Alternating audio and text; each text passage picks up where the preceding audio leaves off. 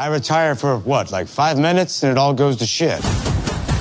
Clint is sort of always trying to retire. I don't think you can ever retire as a superhero. I think you just either live or you die. It's one of those two things. But he's just in New York with his family. He's not thinking about anything else aside, getting back home. He actually is in New York for a very specific reason, and that's because he's been invited to Rogers the Musical. And all of the Avengers got invited, but no one showed up except for Clint. Hey, this is Josh Keaton, and you are listening to the Geekcast Radio Network. Hello and welcome to The Pullback. It is the middle/end of February by the time you fine folks are hearing this. This is episode 472. I'm, of course, TFG and Mike. And joining me, as sort of always, is Allie Sky Richards. Hello. Hello. We are here because apparently we want to be Hawkeyes. Oh, yeah, totally. Mm-hmm. I got a bow for Christmas. See, what did I tell you, Bethany? Everything comes wrapped in a bow. That's for her roommate, folks. That bought the bow? Well, technically, the bow came for my birthday because it wouldn't arrive for Christmas. But yeah. So we are here, and apparently we have an audience, a live audience. I was not expecting that, but yay. And Marvel Assembled is Disney Pluses and Marvels and whatever. It's their behind-the-scenes thing. So you can... Basically, it's a DVD feature on a streaming service, essentially, is what it is.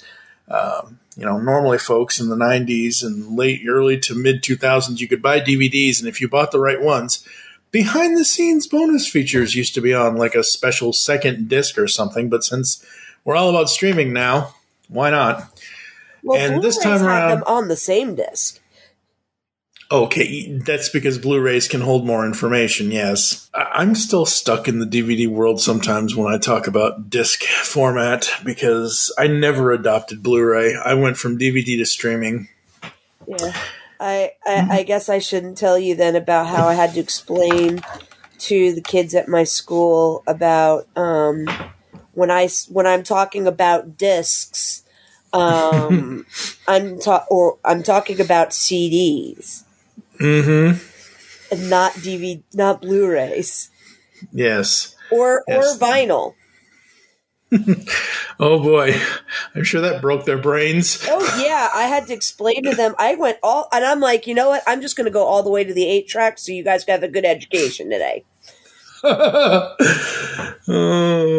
tracks. I wasn't around yet, but the memories. I'm not older than you, am I? Yeah, by a couple of years. Huh.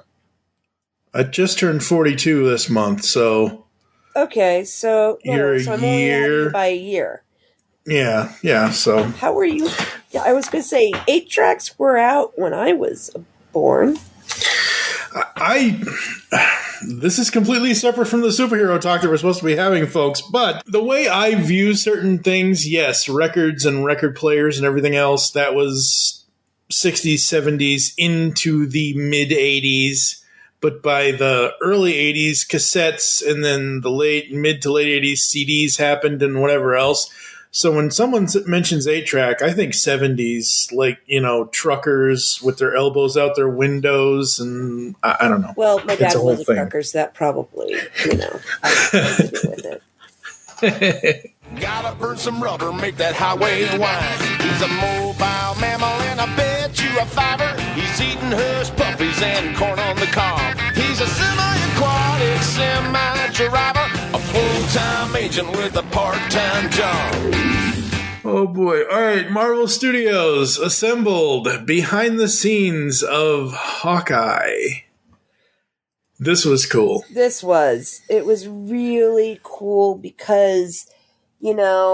they focused on everybody, and about not only everybody in the cast, but like really everybody who was like a head in the crew as well. And it was just, I always, being that I've been, a part of a theater community and being that I'm a writer, so I know what goes into story writing and script writing.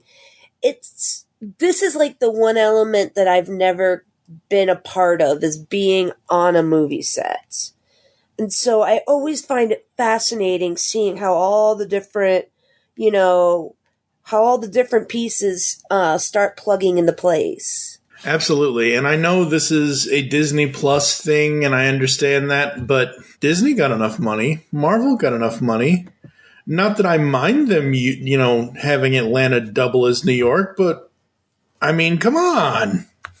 Come on, Disney. You paid $4 billion or whatever it was you paid for Marvel. You could at least send them to New York full time. And yes, I understand. I know COVID and all that, and that's why they couldn't do that. And I get that.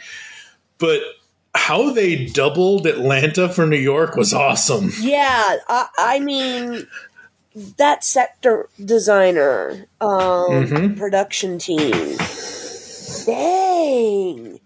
When they were talking about how they even mimicked the granite, and we actually just like watched the Shang-Chi one right before it too.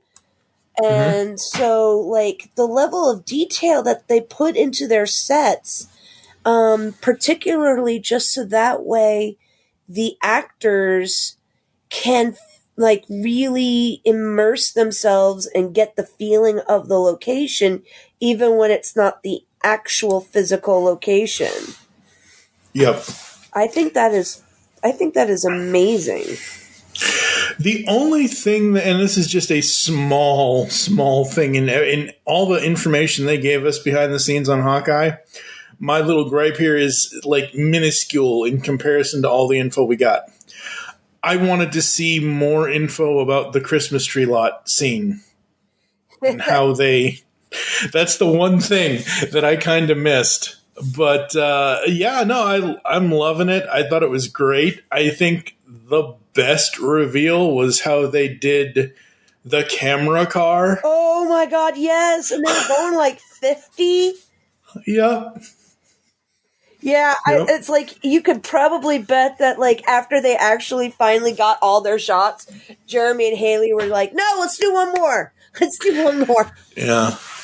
I think I got anyone that's listened to our episodes to this point, anyone that's listened to any of my podcasts knows that whatever I end up discussing on a podcast, if it's a piece of media or whatever, I either end up watching, listening, reading, whatever, multiple times because I usually tend to record all the audio. And even though I don't use all the audio because you can't do that, but it's one of the things where I'm like, I'm recording all of this. I will cut out the clips I want later, whatever. So I've seen this specific behind the scenes episode at least 4 times before you find folks that are listening to this podcast. And I think after the 3rd time, I got so dizzy watching that camera scene with the car where they're just 360ing the camera on the inside of the car.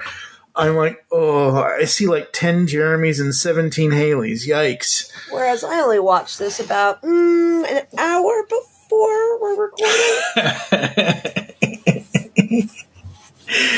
I'm getting ready for the TPA for my teacher's license. I don't have time. Yes, you don't have time. Whereas I have no life and nothing else, so I have nothing but time. And plus, the way that I have to consume it is I have to plan out. Like, this is I want to say, just under an hour special. And I have to plan out that hour so I can watch it, pay attention to it, and retain the information that they're giving me. Then I watch it, and I kind of just put it in the background while I have Audacity recording the audio for it. And, I'll do a refresher before we record. So, that's kind of my process with it all. But it was so nice to hear, like you said, to hear from everybody involved in this. And as we're recording this, hopefully by the time you find folks are listening to it, I will have actually finished the trade. But I just got to, spoilers, Grills' death I'm like, I swear to God, if this comes back for another series of episodes, if they kill him in the show, I'm going to riot. Oh, yeah. Bethany and I were, like, so scared as we were getting to the last episode. And Grills was coming back in a big time. I'm like, don't you dare kill our Grills. Yeah, as much as we love that you're taking the inspiration from Fraction Hawkeye, no killing TV Grills, please. No. Oh, man. What else do we want to highlight for this? I actually loved the background they gave about Rogers the Musical. All right, we're going to set it for the top again. When I came on, there was mention of a Rogers the Musical in the script. It was like a little layer that was there, and immediately, I was just like, well, why? Like, you have to see the musical. We're going to mention it. Let's do the musical. Kevin absolutely loves the idea so much that he wanted us to actually create a whole entire song, 4.5 minutes of it. So we got Mark Shaman to write the song for us, which is incredible. I cannot believe we got a chance to work with Mark Shaman. The first time I met Kevin Feige I was at an Academy Award function the year of Mary Poppins Returns, and someone came over to me from Disney and said, Kevin Feige would really like to meet you. Yeah, that was awesome. I really enjoyed seeing that and how that evolved. Also, have you seen Spider-Man No Way Home by chance? Yes, I have. All right. Not necessary.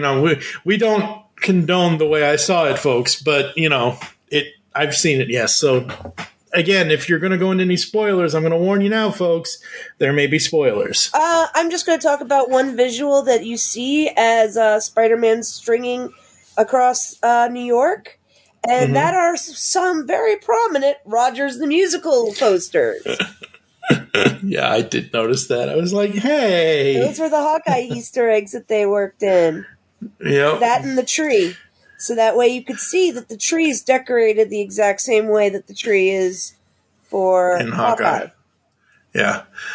I absolutely, I know that in one of our other episodes, I sat here and I ran down everything that's supposed to happen in Phase 4 from Wikipedia. I'm not going to do that again. Go back to, I think it's either episode 5 or 6 of the Hawkeye series that we discussed. But I love that Marvel and Disney and Sony have all kind of come together to include everything. And specifically with this special, with this behind the scenes, I'm probably going to get it wrong, so I'll probably end up putting the audio in here somewhere, where they were like, somebody said, I think it was Fahey or somebody, it'd be great if we could get, or somebody said it to him, and then he's like, oh, let me make a call. It'd be great if we could get Vincent. It would be great if we could do, when you think of New York City, who brought it up, and then the directors were like, wait, are you serious? Wait, what?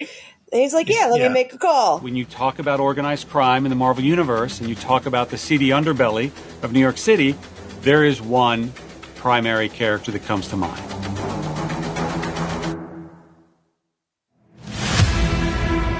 Kevin threw out the idea that what if this could be Kingpin? And I think all of our jaws just kind of dropped in our Zoom meetings. And I was like, wait, you're joking, right? This can't be serious. Are you serious? You think that there's a chance that we can actually get Vincent D'Onofrio, who plays Kingpin in Daredevil, in this series as a cameo for a couple of scenes? Like, he is our big boss. And Kevin made a call to Vincent. He said, I want to bring you into the MCU, and I'm not going to say no to that. Like, that's pretty awesome. The people need to be reminded. Oh, man, It's good to be Kevin Feige. Yeah, what they are setting up with this almost, it seems like, fully aligned everything now. Mm-hmm. I am loving it. Same. Loving it. So good.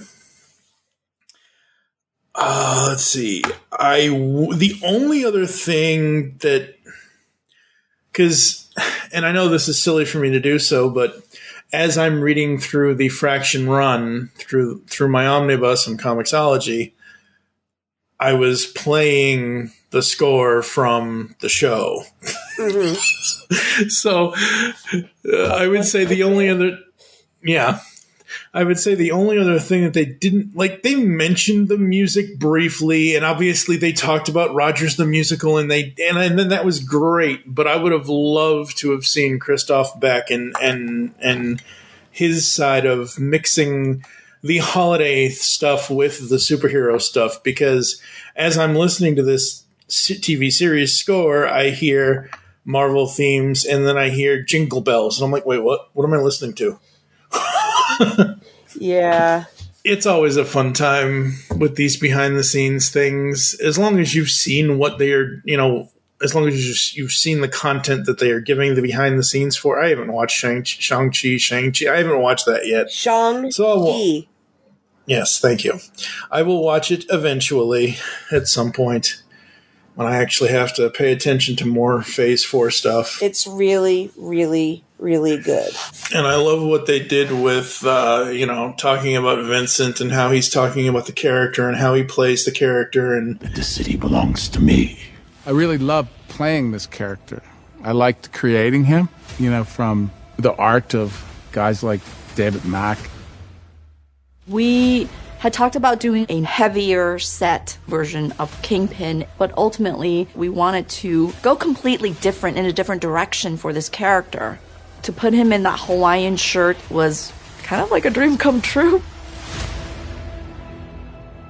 We had talks, and she gets really in-depth about things, and I love that, because I was able to explain how I feel about the character and what motivates the character. And Fisk is really driven by emotion.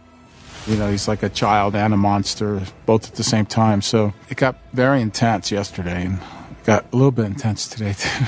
I hope that they are going to go into at some point, somehow, some way, more of the Kingpin story, whether it's in Daredevil, whether it's in Hawkeye, whether it's in a Hawkeye Daredevil Defenders team up, whatever it is, because they gave us such a tease for the first 5 episodes, up until Kate shows Clint the picture. Yeah. And Clint's like, yeah, that's the guy I've been worried about this whole time. Yeah. But up until then, we knew, but we didn't know, because that's the one thing with some of these aligned things, is you don't always want to get your hopes up, because it may not happen. And thankfully it happened in this. And yeah, it's like the worst hidden secret. Mm-hmm. However, watching some of the deleted scenes, there were other ways they were thinking of introducing him. Like there were many other ways, with Maya. And then there was the sit down thing with Eleanor after Derek died. So there was a couple of different ways they were going to originally bring him, have his real first scene of him moving. Mm-hmm. And not just as a picture. Right. I think what they did was the best choice. Yeah. I love seeing those other scenes. You're right. The deleted scenes. But with how the show progressed after we visually saw him in person on screen, and the events that happened after that, I think that was the best way that they did it. Yeah. Talking about incorporating various things from the Fraction run, talking about incorporating the LARPers was so fun. Yeah. Yeah, because those people who are the LARPers characters are originally characters who lived in Clint's apartment. Right. So it's it's nice that instead of it being Clint's apartment, it's Grill's apartment we're hanging out in. But also, there's another deleted scene that I started making, happy noises at, which is the original time that they were going to burn the Ronin uniform when Clint goes up on the rooftop with the old Weber girl up there.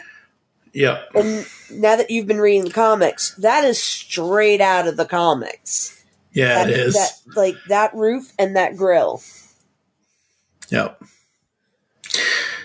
Yeah, and I love how they gave us the behind the scenes on Pizza Dog, and that was so cool. Yeah. I also enjoyed the fun that Haley and Florence had, with their scenes together, and how they both like needed a friend, and they were kind of like these frenemies for a bit. Yeah. I don't know, maybe I didn't pay see, that's the thing. When I'm watching something, I try my best not to pay attention to, like, especially with this, I wanted to kind of be surprised.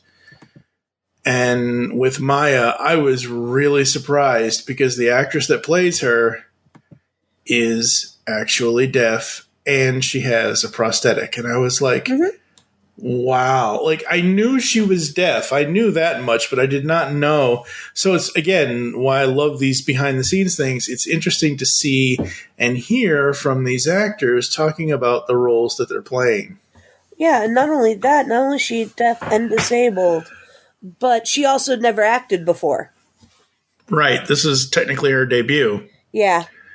Which I just also found that being awesome. Yeah, very much so. Because she nailed it. She did. I mean, it's one of the best acting jobs I've ever seen for a character, for anything. And that's the thing with this show. Why I think, for those of us that love the show and love the MCU, and I'm not saying that I'm sure there are plenty of people that don't, and that's fine, whatever. But it's just one of those things where we enjoyed it so much. Well, I'm going to spring this on you now, but I'm sure at some point over on Studio 2009, I'm going to have us basically marathon the entire season and talk about it as one long thing. So basically all 6 parts of our episodes just jumbled into one, but I ain't re-editing all of that together. It's one of those things where it just feels like it was the right thing at the right moment, especially with, it's centering around the Christmas holiday and all of that, unlike a certain 1988 film. Anyway. Well, I'm actually also going to send you a link of a YouTube video that I watched this morning that I think our listeners will really like. It is actually a video of a deaf YouTuber who talks about what Hawkeye got right about deafness and hard of hearing. And it was just really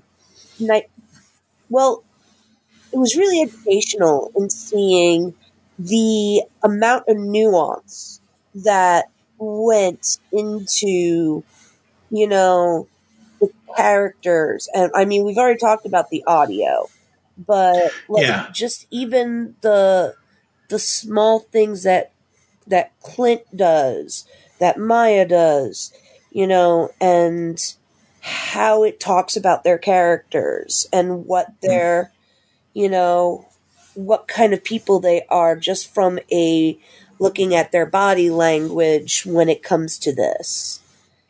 Yeah.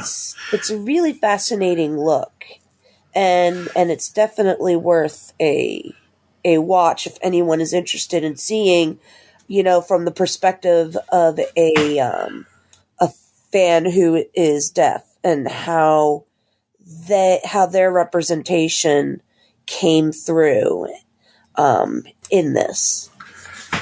Yeah. Even as someone who isn't,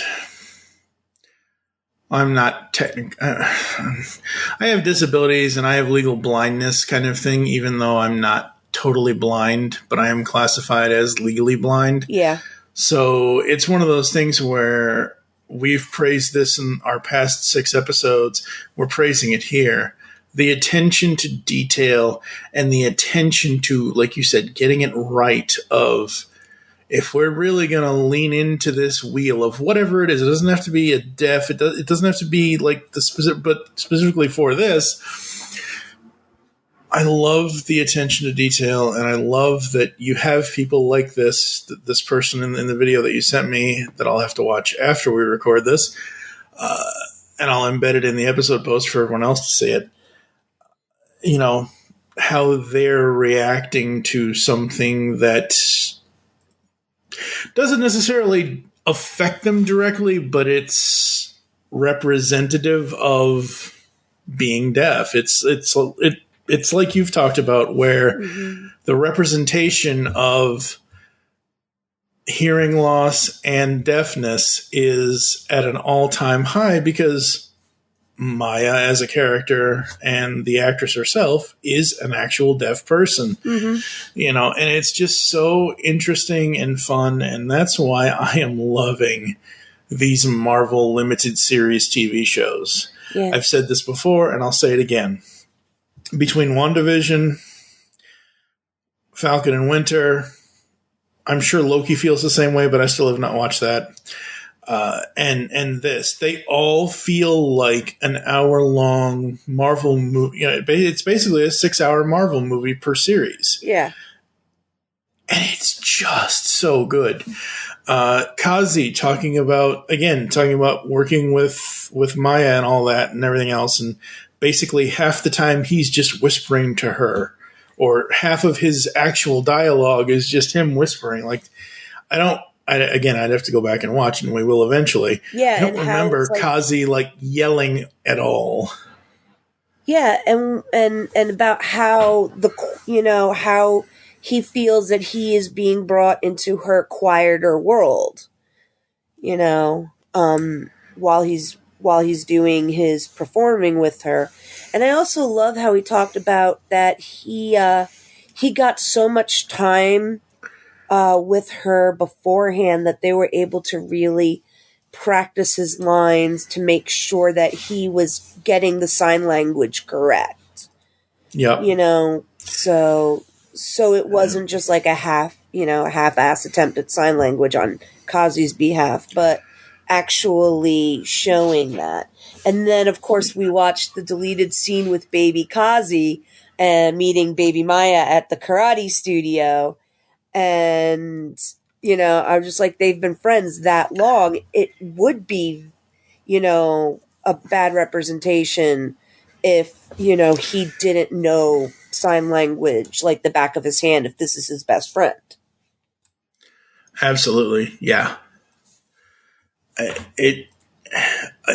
I have and I don't remember, hence why we're going to do the whole thing in one episode later down the line. But I don't remember in any of our episodic recordings of us straight up saying that we weren't going to continue watching because of insert what we didn't like here or whatever. I mean, yes, we critiqued it, but most of the time we gushed all over it because we were just enjoying it way too much, because it's such an enjoyable 6 episodes of television. It was Hawkeye. There was no way I was not going to stop watching.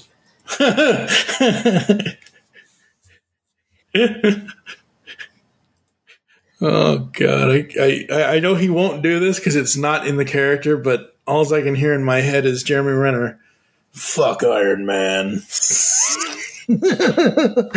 He is not Brendan Thwaites. I know. Oh man, what else about the behind the scenes did you want to bring up? My mind is going through it all really quickly. Yes, I love your mental Rolodexing. Yeah. I loved the relationship built between Jeremy and Haley. Yes. And how they talked about how he said himself that he kind of was like, he took it on himself to help usher her through understanding, being in the MCU. And you kind of look at he's playing a character who's ushering this girl into becoming a superhero, or at least, knowing enough not to get herself killed while playing superhero. And so it's kind of awesome to know that on set, their relationship was mirroring what their characters were building. And I think that's the thing, and he even said it himself. Jeremy Renner as Hawkeye has said more in these 6 episodes than in his entirety of the MCU to this point. Yes, because, and I think that's great. And he also mentioned where even if you get a film trilogy, that's, he mentions about how normally a film is, yes, you come together, yes, you get to know each other, yes, you do the work, but then you go on to do other things. Whereas being in a connected cinematic universe, whether it's film or television or whatever, you have more time, you have more camaraderie with each other, you get to know each other a lot better and a lot more. Yeah. And I think that is really, really great, because there are plenty of things I've seen where you can just tell one of the actors or actresses doesn't want to be there or doesn't want to be doing that work because they may have a problem with one of the other actors or actresses, kind of thing.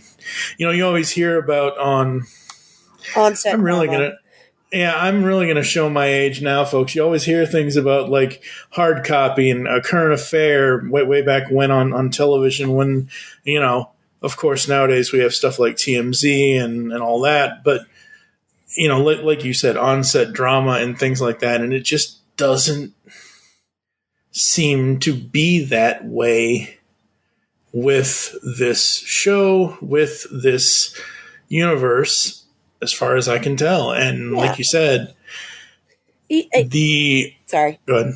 I was just going to say that there have been on-set, arguments, but they're not like relationship movie ending arguments. They're just, I'm seeing my character a different way, or,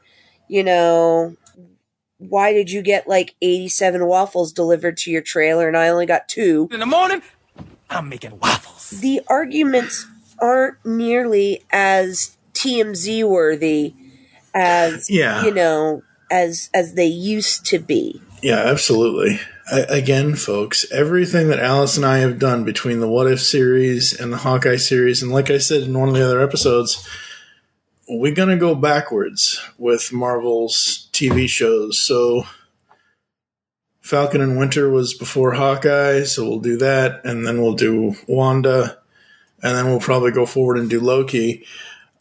And whatever else they end up giving us. And sadly, I don't know why, because nobody has actually come out and said why, but What If was removed from the schedule for the year. I remember, I think it was Brad Winterbaum or one of the other people on the What If thing. They were like, we want to do 1 series per year for at least the next, 2 years. And I hope they didn't just end What If altogether. Oh, no, they just moved it to 2023.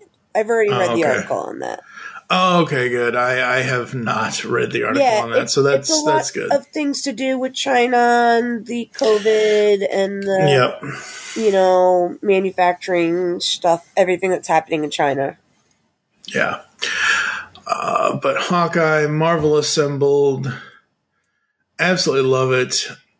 I cannot wait to see more if they give us more. I hope they do. I mean, I hope they do, but it's all going to depend on... Honestly, it's going to depend a lot on Doctor Strange's movie. I think, the entire Phase 5 is going to be, dependent on that Doctor Strange movie. Yeah, I'm pretty sure as well. And the fact that we're, starting Phase 4, and we said this last time, and I've said on other podcasts... In 2008, if Iron Man didn't do what it did,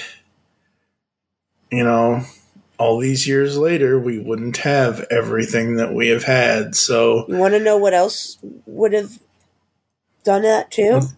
What's that? If they didn't cast Robert Downey Jr. as Iron Man, because Tom Cruise was the original idea. Yeah, and as much as I enjoy Tom Cruise's movies, whichever ones they may be, I cannot...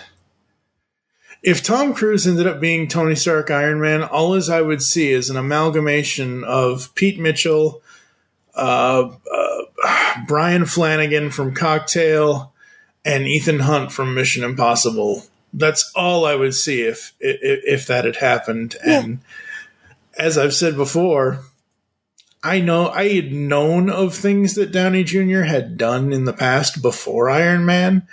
But when I think of Robert Downey Jr. outside of Iron Man, there's only one movie I can go to, and that's 1989's Chances Are with him and Sybil Shepherd. Mm-hmm. Yeah. Marvel Studios assembled. Keep doing what you're doing. Absolutely love it. We need more Hawkeye, obviously, because we love it. The universe needs so much Hawkeye, we got 2 of them. That's true. That's the other thing I want to bring up before we kind of get out of here, folks, is they specifically mention that he essentially, passes the baton to Kate. So I'm wondering if there is another 6-episode series or whatever for this. I don't want to say a second season because they've billed all of these as limited series. I'm wondering if he's going to only get involved if he has to. And again, Jeremy even says, he's always wanting to retire, but they just keep pulling him back in. Yeah, he can never retire for long. Yeah, no. And he mentioned what he mentioned in one of the other interviews, whatever else. He's like, and I've seen this in other video stuff that he's done. People really want to see a 50-year-old, Jeremy Renner in tights. Apparently they do, folks, because... yes, please. However, those uniforms, I like how they talked about how their new uniforms are actually more like sportswear than armor. And he's like, I have one of the most comfortable outfits in the MCU. Yeah. It's just so fun. Yeah. Absolutely such fun. I think we're going to take a quick break, come back, and we'll close the show out after this. But anyway, there was Kevin Feige, and so I went over to him, and he was like all film score nerding out on me. I was like, but you're Kevin Feige, and if only my husband Lou was here. And then this phone call came about writing a song for a Marvel television show, and once again I thought Lou has put them up to this. So there was Kevin saying, I would really like there to be a full Broadway musical number of an Avengers musical. So luckily, all the years I had gone to see all the movies with Lou and then sat in the car afterwards and he would explain to me what I had just seen and he explained to me all the Easter eggs and all the history. So I actually knew words like Chitauri and Tesseract. I mean, I never thought I'd be writing lyrics with rhyming Tesseract. 6, 7, 9, gotta get the Tesseract. The battle just begun. Conquer the Chitauri. Get stronger when we're done. Like science fiction? Of course you do, or you wouldn't be listening to the Geekcast Radio Network. Well, the Mark Who 42's Universe podcast is an award-winning sci-fi radio show that's been around for over 10 years. We cover everything from Doctor Who to the MCU to pop culture and everything in between. A new show drops on Tuesday mornings on the GCRN website and all of the major podcast platforms. So listen to the Mark Who 42's Universe podcast from the universe and beyond. Hey, it's Wes from Poppin' Off Toys. Wanted to let you know about poppinofftoys.com. We can be your number one source for Funko collectible figures to add to your ever-growing collection. If you're in Nashville, Tennessee, we actually have a retail store that you can come by, 5916 Charlotte Pike. And for the rest of us, poppinofftoys.com is always open, and you can check us out on Facebook, Twitter, Instagram, and even TikTok. And the name is just simply Poppin' Off Toys. Thank you so much, and always keep it poppin'. Toycast is back. We are talking toys once more here on the Geekcast Radio Network's Toy and Action Figure podcast. From breaking into the display case to our toy topic talk and the brand new Origins in Toy collections, where we get guests to tell us their toy story of how they got into toy collecting. Toycast is the only toy podcast you will ever need. Find us on geekcastradio.com and any podcatching client you choose to use. Now go forth, transform and transcend your toy collecting today while listening to Toycast. Because the world needs another movie podcast. The Geekcast Radio Network presents for your listening pleasure The Cinema Geek. Hosted by Amanda, Kevin, Matt, and Dan. Each week we dive headfirst in the landscape of movies as we discuss movie news, play movie games, go in-depth on reviews, and even have a top 10 countdown or two. Also, don't miss our director retrospective series, where we review noted directors' movies, film by film. Bottom line is, if you love movies and love podcasts, you need to experience the Cinema Geeks.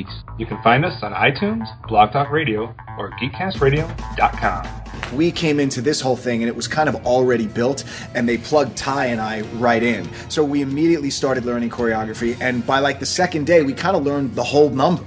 I was actually surprised at how similar it is to what I actually do for a living when I work, when I go do a show on Broadway. I'm gonna go down up. Yeah. 5, 6. Yes. It's completely different for me because I haven't done a Broadway show in about 30 years, 25 years. And I was thinking that it was going to be easy. I thought that we were going to come in and it was going to be, a musical that felt like a TV show, and that like you weren't going to have to do much choreography, and I wasn't going to be sweating for 8 hours a day in a rehearsal. And as it turns out, we're doing a real musical here. Avengers unite, because we got to hear you. We cast everybody here locally in Atlanta, and because we're dealing with, the COVID pandemic, we couldn't do what we would normally do, which would be, a big, giant cattle call. And then the hard part was finding the people who could play the Avengers. Officially Tony Stark. I'm shook. I looked in the mirror, I was like, what? Who's that? Never did I think I'd be on a stage acting as Hawkeye, being Hawkeye, and, shooting arrows, killing bad guys while, singing and dancing. All right, folks, we are back, and the other thing that they touched on as far as the chronology of this is also dealing with what happened when Clint was Ronin. Yes, and that's an important thing for us to come back to, because when we were in Endgame, the only thing we got from Ronin was that Rhodey was in Mexico where the Mexican cartel was murdered, and then we see Nat finding him in Japan as he's fighting the Yakuza. Mm-hmm. So through the episodes, we realize that like this is more than just, what we saw. This was something that was going on for a while, and he's killed a lot of people. And being able to see how they used what came of Clint and Ronin and Hawkeye in Endgame, even down to how they used Clint's loss of his family as the emotional stake for the entirety of Endgame, because it's mirrored then with Iron Man with them, and you have it with Scott with Cassie, and you see that family being that important. Again, folks, we understand that this is all fictional, stuff and whatever else, but if, let's just say, Thanos appears in the Antarctic in real life and he snaps his fingers, and I'm in the middle of recording a podcast, and all of a sudden... Mike, are you there? Are you there, Mike? Mike! Man, that was a weird... It's been 15 minutes. No, it's been 5 years. Wait, what? I've had a podcast recording going on for 5 years. You started it and your computer was on, and apparently you kept it plugged in, so it just kept going. Sadly, I don't think my 12-year-old HP desktop tower is an Energizer Bunny. It's a good tower, but it's probably going to have to get replaced pretty soon. As we mentioned, more with Yelena and Kate,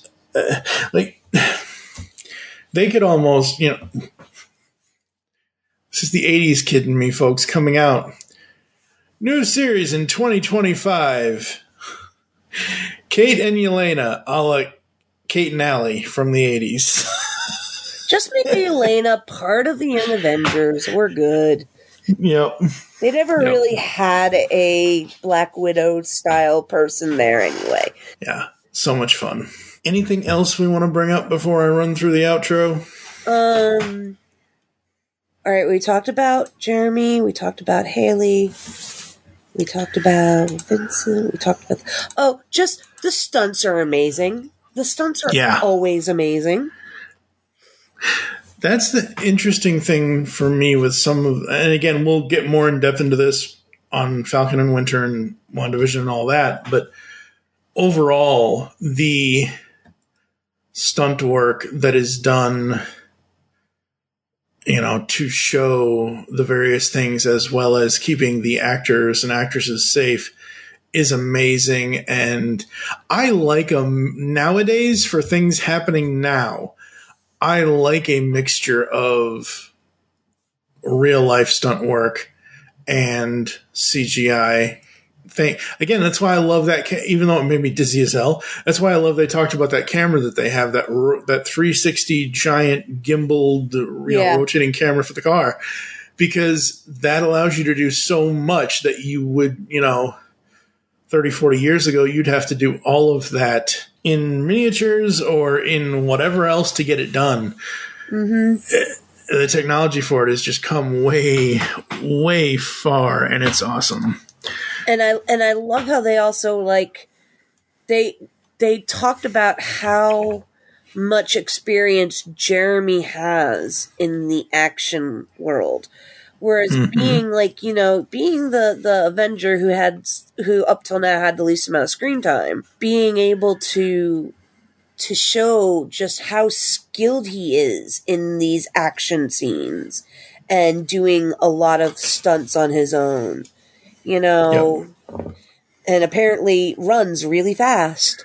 So it's nice to see that. And then hearing Haley talking about, her dad being a professional trainer and helping her get ready, and just listening to people and what they learn to take on roles.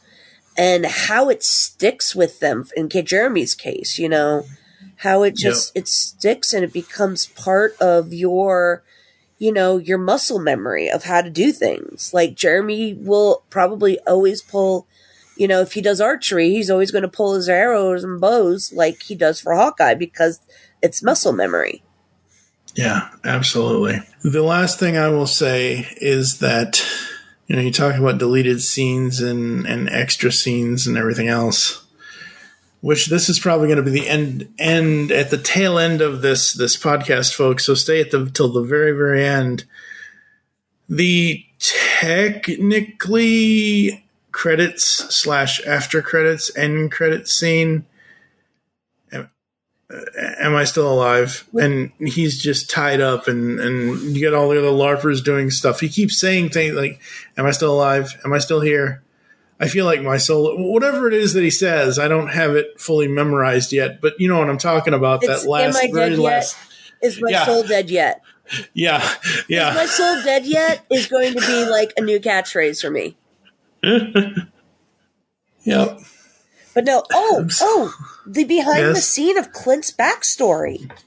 Yes, we gotta not forget about that. Yes, because I'm sitting here and I know the backstory before it was retconned for Fraction, and the backstory that's kind of been retconned again for the MCU, and then the Ultimates backstory. And now we're having this version of the backstory.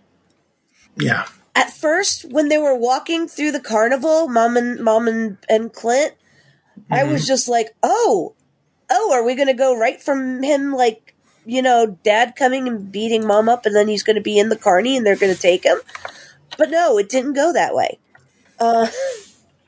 Bethany and I were talking, and, we're not sure how we like it. It's definitely unique in its own way, but there is one piece that connects it a lot of his comic backgrounds. And it's the moment where Clint has the shotgun and he's aiming it at the guy at the shopkeeper behind his mom. And then we've already seen the scene before that he doesn't miss. And then suddenly he shoots through the window at the cop car. And that matches some different versions of Clint's story, where he's the one who finds out that the Carson, circus of crime is a circus of crime and not just a regular circus. And there's, I think, the very first instance which is what I use for my fan fiction, where he finds out and he runs away and they're afraid he's going to go tell somebody. And so they end up injuring and almost killing him. And then the circus moves on and leaves him behind. There's the other one that you see in Avengers Assembled, the cartoon series, where he was the original trick shot for the Carson Circus of Crime, and he ended up setting off a silent alarm somewhere that they were robbing, and that's how Nick Fury found out about him. And so there's a lot of these tellings of his backstory where he knows right from wrong.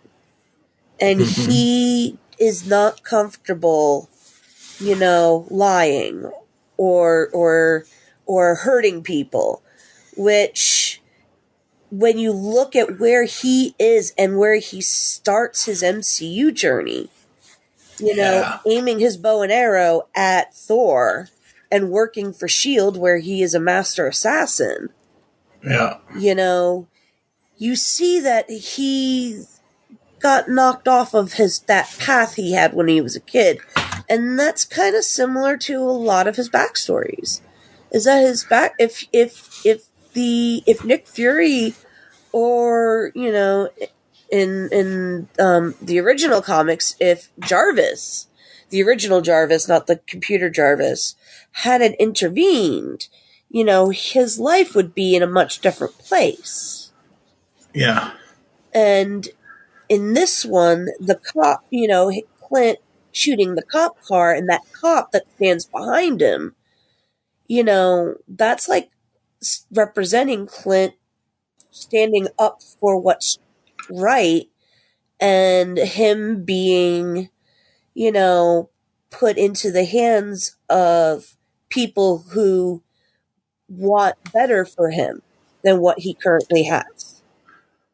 Yeah, absolutely. And once again, it cannot be understated or overstated enough how understanding Agent 19, aka Lara, is with who he is. And again, they pull various clips from the movies and obviously stuff from the show and the behind the scenes. And one of the clips from the movies that they pull, because they're talking about Infinity War and Endgame, is the clip where she's, I've never had a problem with your avenging. Yeah, that's the clip from Ultron. Yeah. In Ultron, when they cemented the family life, I think that was a huge thing just for the original 6 Avengers. It just became what are we doing this all for? And grounding it to what has, the real value and values. That was a great leap for the character. I totally support your avenging. I couldn't be prouder. But I see those guys, those gods. You don't think they need me? I think they do. Which is a lot scarier. Yeah. And I have not had a single problem. I might have a few nitpicks, because you're always supposed to have a few nitpicks, but all of the Avengers movies have just been so solid and so great with his story, with everybody's story, and how they're all setting up and how they all, it was, there was an idea, blah, blah, blah. Stark knows this. where every once in a while these 6 people come together to save the world kind of thing. And we see and have seen over the last X number of years every major character's journey. And finally getting to explore Hawkeye's journey in this format is possibly the best way they could have done it visually.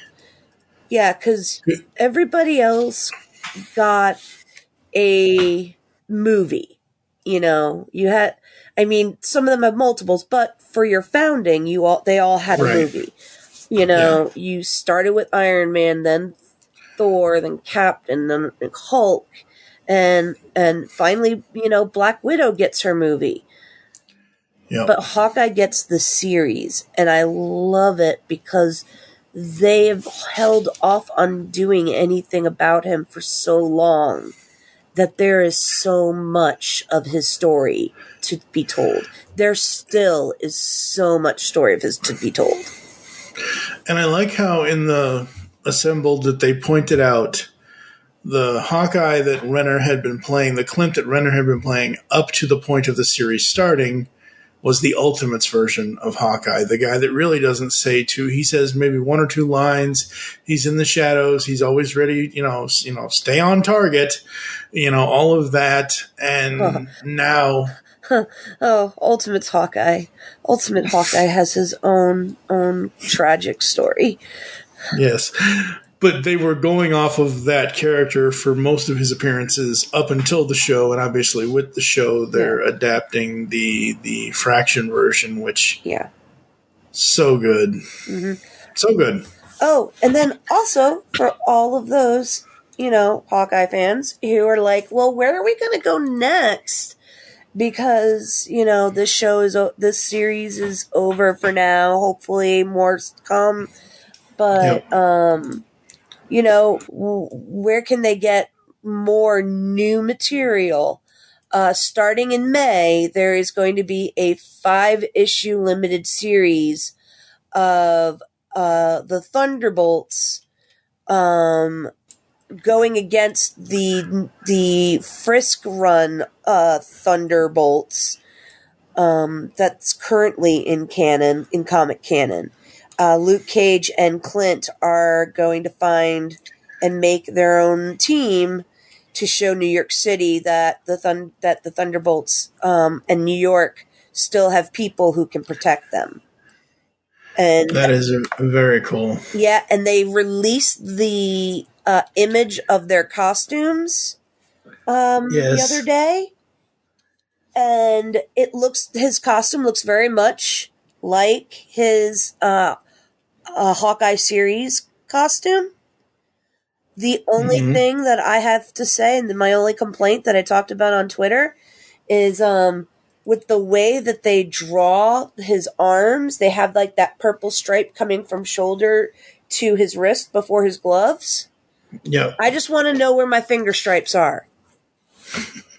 Because Nightwing has the exact same color layout of where his colors and his, other things are on his body. And Nightwing has his finger stripes back. Clint needs finger stripes. Yeah. That's all I can think to say. There are people who will agree with me.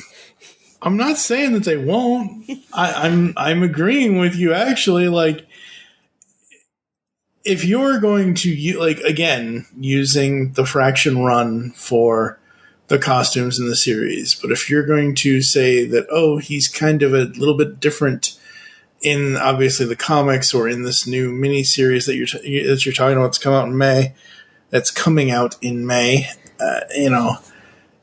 I think everybody wants to put their stamp on a Hawkeye suit, and who knows? Maybe they'll skip a generation of finger stripes and put it on the next suit. I don't know. Well, Hawkeye hasn't actually had like a uniform in a while. He's usually in black jeans and his shirt with his emblem on it for the most part. Mm-hmm. That's been his uniform since since probably House of M. Right. When he left the Ronin uniform and went back to being Hawkeye, unless he's wearing the traditional uniform, which he brings out every now and then for reasons. But so this is probably the first time. This is at least 10 years since I've seen a costume change in the main continuity. Mm. Yeah, that is awesome, and it's going to be awesome to see what they do. And yeah, it's just so very interesting what they're doing. Comics, TV, movies. You know, when you're talking about the Marvel Cinematic Universe, almost always 98.8889% of the time, it's going to be amazing. Yeah. Oh, also, if you play the Marvel's Avengers video game, they drop both Kate and Clint's new suits from the series into the game as skins you can buy. Oh, very, very cool. I already bought them. They look beautiful. I love the shots when I get Kate and Clint, near each other. I'm just like, it blends so perfectly together. Yes. I just need a purple outfit for Natasha, and then I will actually have like a full team uniform because I have Kamala, and Kamala's wearing this like purple and gold outfit from the War for Wakanda expansion. So very cool, very cool. Yes, I am just like randomly rambling about all my fun Hawkeye stuff. I just want my Funkos now. I was just gonna say that. I'm waiting on good old Wes at Poppin' Off Toys to get Hawkeye in. Yeah. For that pre-order. Hawkeye should be coming in. I figure I can pick up Maya and Yelena there, but Wes still never put up freaking Kate and Lucky. I know. So I'm just gonna have to walk in there the day I pick up Hawkeye and be like, okay, and I'm getting this, this, and this. Yep, absolutely. All right, folks. Good. Sorry, I was going to say, and then that Funko thing that's coming up soon. Funko Fair 2022. Yeah, I don't know if I know you got really excited by the What If, the backlit series. Yeah, but Hawkeye was also next to it on the picture. Was it really? Yep. Wait a minute. Hold on. So I don't know if it's because this might happen before the Hawkeyes are released, or if there's going to be more. Because I will tell you, I will die for a Clint Barton in his LARPing costume. Yes. The only thing is he has to come with the sword. Yeah, well, I'm sure they would give him the sword. So I really would love to see that. I know it's really weird, but because I would love to see him in the suit, in his formal suit, because that was so like James Bond-ish. I think I pre-ordered the sweaters. I pre-ordered the regular Hawkeye, and then the two Christmas sweaters ones. Yeah, the Christmas sweater ones are Target exclusives. Yeah. The Disney store apparently has released a whole bunch of Hawkeye stuff in the store. So, I get paid next Friday. And so I'm going to see how much money I could maybe put aside to see what they've got. Don't have a lot of money because my big bills come out around that at the end of the month. But but there will be some money. Yay. All right, folks, we're going to get the heck out of here. Thank you for listening to us inside the pull bag. If you'd like to get in contact with us, leave feedback for the show, there are several ways to do so. Visit the website, geekcastradio.com, where you can listen to and comment on all of our content. Send email to feedback@geekcastradio.com. Here are all the ways you can listen to us nowadays: Apple, Google Podcasts, Spotify, and any other podcatching client you choose to use.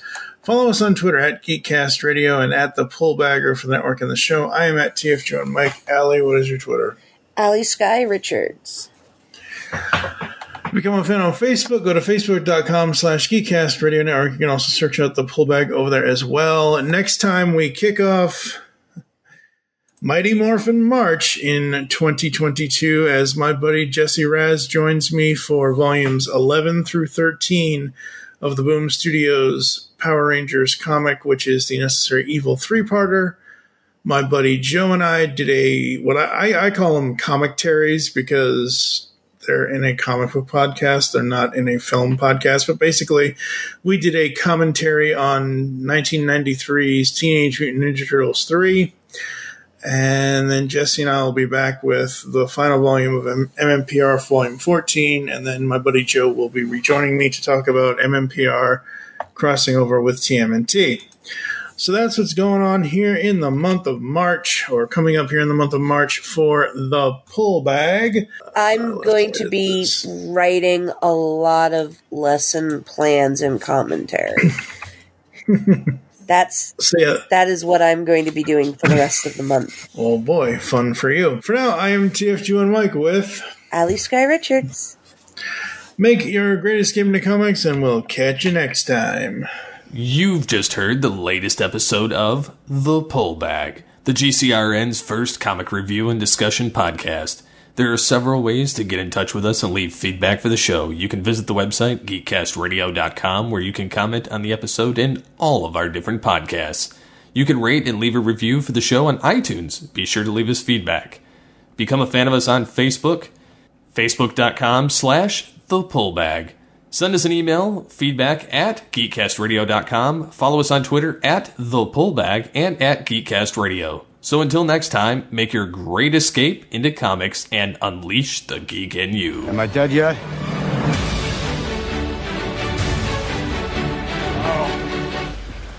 Is my soul dead yet?